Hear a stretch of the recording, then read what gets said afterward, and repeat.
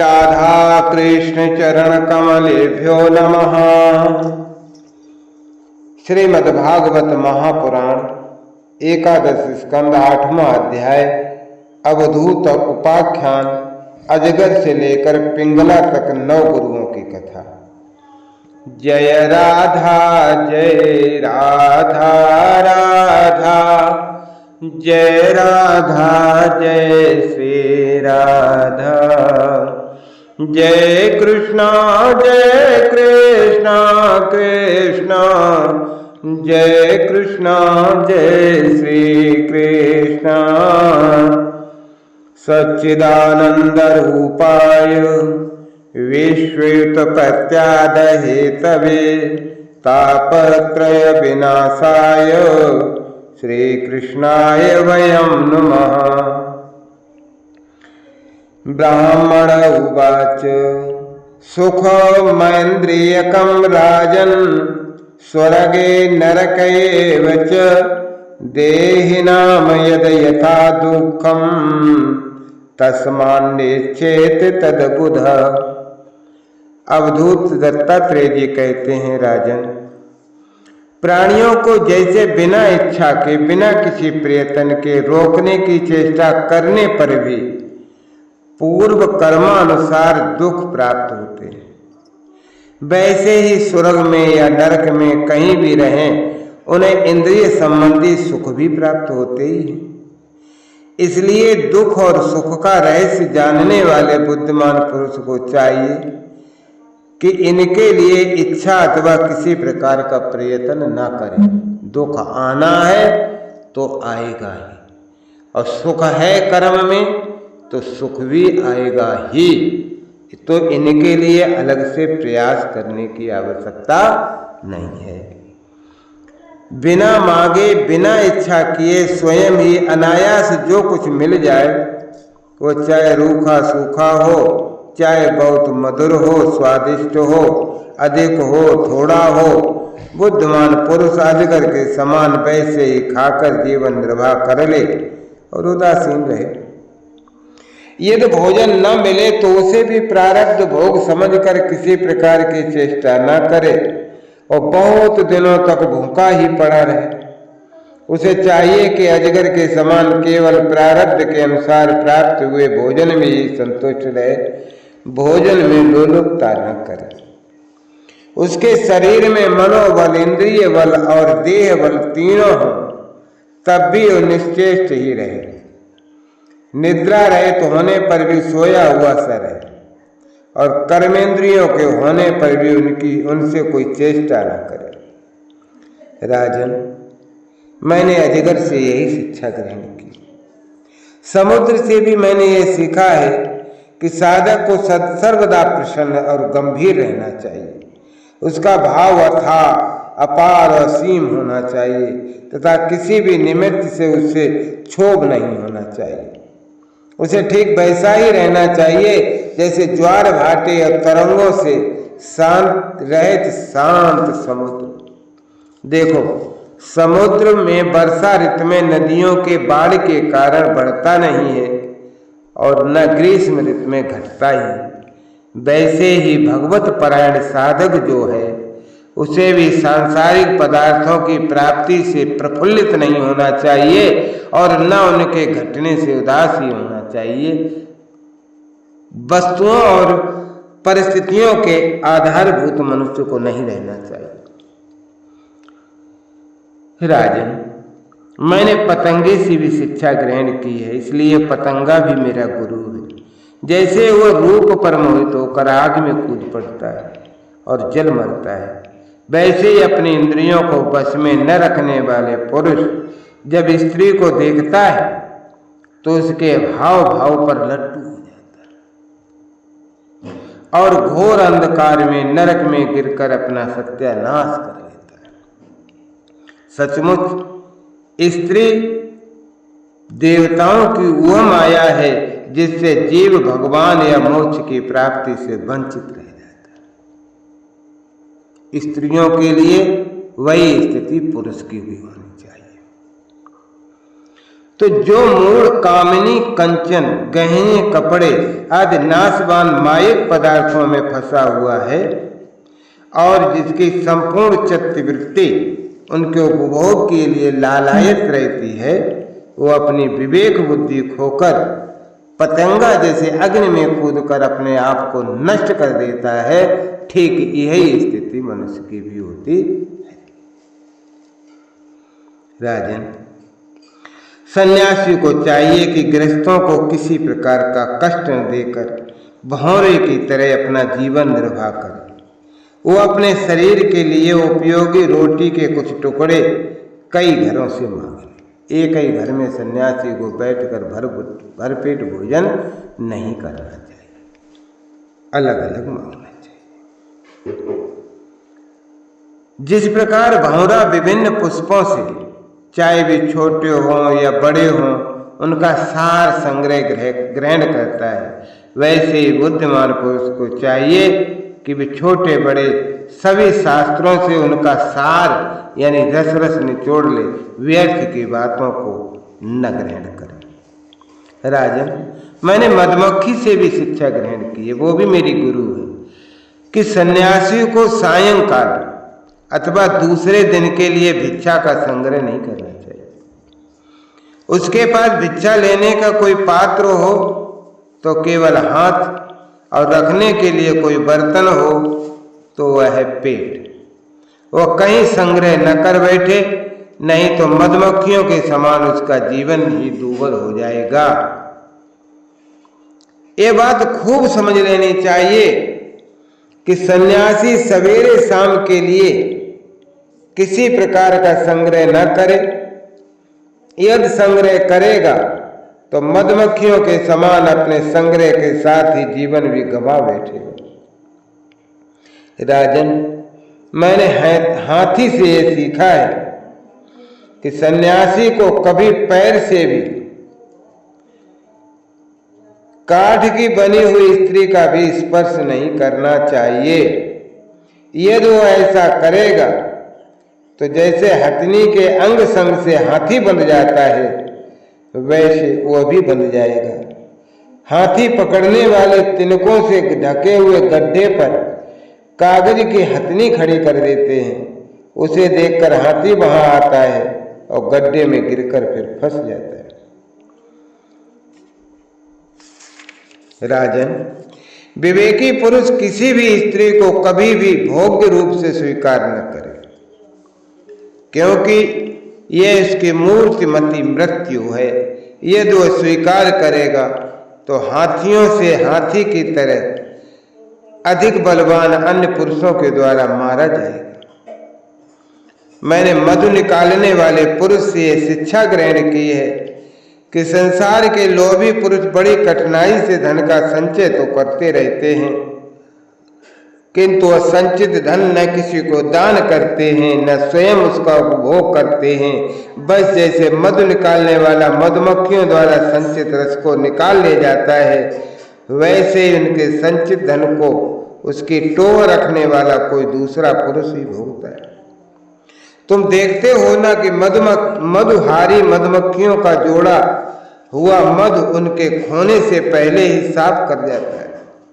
वैसे ही गृहस्थों को बहुत कठिनाई से संचित किए पदार्थों को, जिनसे वे सुख भोग के अभिलाषा रखते हैं, उनसे भी पहले सन्यासी और ब्रह्मचारी भोगते हैं, क्योंकि गृहस्थ तो पहले अतिथि अभ्यागतों को भोजन कराकर ही स्वयं भोजन करेगा। मैंने हरिण से ये सीखा है कि वनवासी सन्यासी को कभी विषय संबंधी गीत भी नहीं सुनना चाहिए।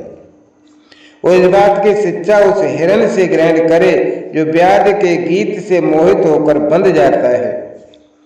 तुम्हें इस बात का पता है न कि हिरणी के गर्भ से पैदा हुए ऋषि श्रृंग मुनि स्त्रियों का विषय संबंधी गाना बजाना नाचना आदि देखकर सुनकर उनके बस में हो गए थे और फिर उनके हाथ की कठपुतली बन गए थे। अब मैं तुम्हें मछली की सीख सुनाता हूं। जैसे मछली कांटे में लगे हुए मांस के टुकड़े के लोभ से अपने प्राण गंवा देती है, वैसे ही स्वाद का लोभी दुर्बुद्धि मनुष्य भी मन को मत कर व्याकुल कर देने वाली अपनी जिह्वा के वश में हो जाता है और फिर मारा जाता है। विवेकी पुरुष भोजन बंद करके दूसरी इंद्रियों पे तो बहुत शीघ्र विजय प्राप्त कर लेते हैं, परंतु इससे उनकी रसना इंद्रिय वश में नहीं होती। वो तो भोजन बंद कर देने से और भी प्रबल हो जाते हैं। मनुष्य और सब इंद्रियों पर विजय प्राप्त कर लेने पर भी तब तक जितेंद्रिय नहीं हो सकता जब तक रसनेन्द्रिय को अपने वश में नहीं कर लेता। और ये रसनेन्द्रिय को वश में कर लिया तब तो माने सभी इंद्रियां वश में हो गई। हे नृपनंदन, प्राचीन काल की बात है। विधेय नगरी मिथिला में एक वैश्या रहती थी, उसका नाम था पिंगला। मैंने उससे जो कुछ शिक्षा ग्रहण की वो भी तुम्हें सुनाता हूं, सावधान होकर सुनो। वो स्वेच्छाचारिणी तो थी ही, रूपवती भी थी। एक दिन रात्रि के समय किसी पुरुष को अपने रमण स्थान में लाने के लिए खूब बनठन कर उत्तम वस्त्राभूषणों से सज कर बहुत देर तक अपने घर के बाहरी दरवाजे पर खड़ी रही।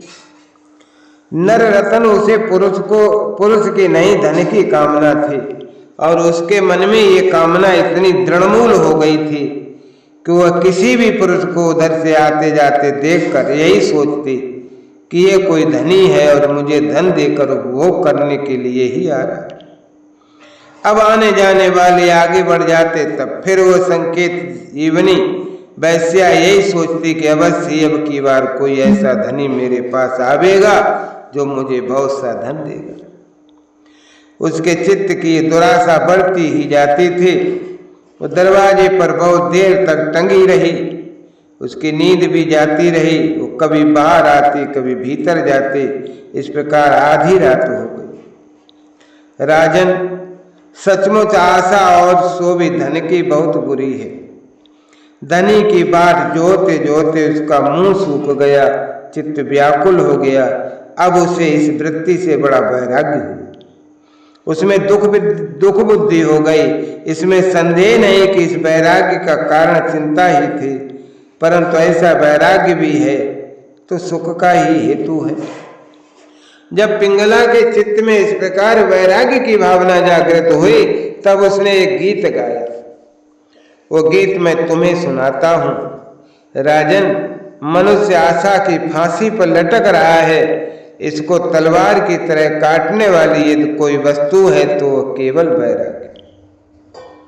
प्रिय राजन, जिसे वैराग्य नहीं हुआ, जो इन बखेड़ों से उबा नहीं है, वह शरीर और उसके बंधन से उसी प्रकार मुक्त नहीं होना चाहता जैसे अज्ञानी पुरुष ममता छोड़ने की इच्छा भी नहीं करता।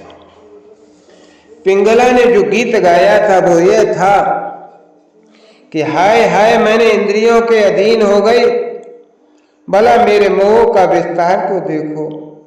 मैं इन दुष्ट पुरुषों से जिनका कोई अस्तित्व ही नहीं है विषय सुख की लालसा करते हो। कितने दुख की बात है, मैं सचमुच मूर्ख हूं। देखो तो सही, मेरे निकट से निकट हृदय में मेरे सच्चे स्वामी भगवान विराजमान हैं। वे वास्तविक प्रेम सुख और परमार्थ का सच्चा धन भी देने वाले हैं। जगत के पुरुष अनित्य हैं और वे नित्य हैं। हाय हाय मैंने उनको तो छोड़ दिया और उन तुच्छ मनुष्यों का सेवन किया जो मेरी एक भी कामना पूरी नहीं कर सकते। उल्टे दुख भय आदि व्याधि शोक और मोह ही देते हैं। ये मेरी मूर्खता की हद है कि मैं उनका सेवन करती हूँ। बड़े खेद की बात है, मैंने अत्यंत निंदनीय आजीविका वैश्यावृत्ति का आश्रय लिया और व्यर्थ में अपने शरीर और मन को क्लेश दिया, पीड़ा पहुंचाई। मेरा यह शरीर बिक गया। लंपट लोभी निंदनीय मनुष्यों ने इसे खरीद लिया और मैं इतनी मूर्खा हूं कि इसी शरीर से धन और रत सुख चाहती हूं, सो मुझे धिक्कार है। ये शरीर एक घर है, इसमें हड्डियों के टेढ़े तिरछे बांस और खम्भे लगे हुए हैं। चाम रोए और नाखूनों से ये छाया गया है। इसमें 9 दरवाजे हैं जिनसे मल निकलते ही रहते हैं। इसमें संचित संपत्ति के नाम पर केवल मल और मूत्र हैं। मेरे अतिरिक्त ऐसी कौन अभागी स्त्री होगी जो इस स्थूल शरीर को अपना प्रिय समझकर सेवन करेगी। यूं तो विदेहों की जीवन मुक्तों की नगरी है ये मिथिला, परंतु इसमें मैं ही सबसे मूर्ख और दुष्टा हूँ, क्योंकि अकेली मैं ही तो आत्मदानी, अविनाशी और परम प्रियतम परमात्मा को छोड़कर दूसरे पुरुष की अभिलाषा करती हूँ। मेरे हृदय में विराजमान है प्रभु, समस्त प्राणियों के हितैषी सुहृद प्रियतम स्वामी और आत्मा है। अब मैं अपने आप को देकर इन्हें खरीद लूंगी और इनके साथ वैसे ही विवाह करूंगी जैसे लक्ष्मी जी करती। अरे मेरे मूर्ख चित्त, तू बतला तो सही, जगत के विषय भोगों ने और उनके देने वाले पुरुषों ने तुझे कितना सुख दिया है। कियत प्रियम ते व्यवजन कामाये कामदानरः अध्यांतवंतो भार्या या देवा वा काल विद्रुतः। अरे वे तो स्वयं ही पैदा होते हैं, मरते हैं। मैं केवल अपनी ही बात नहीं कहती हूँ, केवल मनुष्यों की ही नहीं कहती हूँ कि देवताओं ने भी भोगों के द्वारा अपनी पत्नियों को संतुष्ट किया है। वे बेचारे तो स्वयं काल के गाल में पड़े करहा रहे। अवश्य मेरे किसी शुभ कर्म से विष्णु भगवान मुझ पर प्रसन्न हुए हैं, तभी तो दुराशा से मुझे इस प्रकार वैराग्य हुआ है। अवश्य मेरा यह वैराग्य सुख देने वाला होगा। यदि मैं मंदभागिनी होती तो मुझे ऐसे दुख ही न उठाने पड़ते जिनसे वैराग्य होता। मनुष्य वैराग्य के द्वारा ही घर आदि के सब बंधनों को काटकर शांति लाभ करता है। अब तो मैं भगवान का यह उपकार आदर पूर्वक सिर झुकाकर स्वीकार करती हूँ और विषय भोगों की दुराशा छोड़कर उन्हीं जगदीश्वर की शरण ग्रहण करती हूँ। अब मुझे प्रारब्ध के अनुसार जो कुछ मिल जाएगा उसी से निर्वाह कर लूंगी और बड़े संतोष तथा श्रद्धा के साथ रहूंगी। मैं अब किसी दूसरे पुरुष की ओर न ताककर अपने हृदय और आत्मस्वरूप प्रभु के साथ ही विहार करूंगी। यह जीव संसार के कुएं में गिरा हुआ है, विषयों ने इसे अंधा बना दिया है, काल रूपी अजगर ने इसे अपने मुंह में दबा रखा है। अब भगवान को छोड़कर इसकी रक्षा करने में दूसरा कौन समर्थ है। जिस समय जीव समस्त विषयों से विरक्त हो जाता है उस समय वह स्वयं ही अपनी रक्षा कर लेता है। इसलिए बड़ी सावधानी के साथ ये देखते रहना चाहिए कि सारा जगत काल रूपी अजगर से ग्रस्त है। अवधूत परमहंस दत्तात्रेय जी ने कहने लगे, राजन, पिंगला वैश्या ने ऐसा निश्चय करके अपने प्रिय धनियों की दुराशा, उनसे मिलने की लालसा का परित्याग कर दिया और फिर शांत भाव से जाकर वह अपनी सेज पर सो रही। सचमुच ही आशा ही सबसे बड़ा दुख है और निराशा ही सबसे बड़ा सुख है, क्योंकि पिंगला वैश्या ने जब पुरुष की आशा त्याग दी तभी वो सुख से सो सके। आशा ही परमम दुखम नैराश्यम परमम सुखम यथा सच्छिद्र कांतासाम सुखम सुसुवाप पिंगल। इत श्रीमद्भागवते महापुराणे पारमहंसायां संहितायां दशम स्कंदे अष्टमो अध्यायः। जय राधा जय राधा राधा जय राधा जय श्री राधा जय कृष्णा कृष्णा जय कृष्णा जय श्री कृष्णा।